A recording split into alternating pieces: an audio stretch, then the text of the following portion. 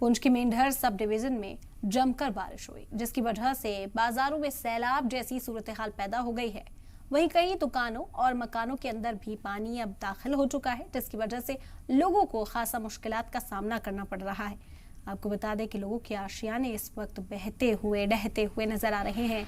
कई गाड़ियों में पानी घुस गया और पानी इतना तेज है, पानी का बहाव जो है वो सैलाब की सूरत अख्तियार कर चुका है, जिस वजह से जो गाड़ियां वहां पर खड़ी थी उन्हें अपने साथ बहाता हुआ ये सैलाब नजर आया। तो कई तरह की मुश्किलें जो हैं वो लोगों के सामने हैं और इस वक्त इंतजामिया की ओर लोग आस की निगाहों से देख रहे हैं, उम्मीद की निगाहों से देख रहे हैं कि कोई मदद जो हो वो फराहम की जाए। लेकिन कुदरत के कहर के आगे, इस मार के आगे तमाम जो इंतजामात, जो तैयारियां की गई थी वो यहाँ पर नाकाफी साबित होती है। बता दें कि इंतजामिया अपनी पूरी कोशिश कर रही है, इमरजेंसी सर्विसेज को तैनात किया गया है, फौज भी बढ़ चढ़कर लोगों की मदद में इस वक्त हाथ बढ़ाती हुई नजर आ रही है। लेकिन तेज बारिश के सबब इस वक्त परेशानियों का सामना लोगों को करना पड़ रहा है।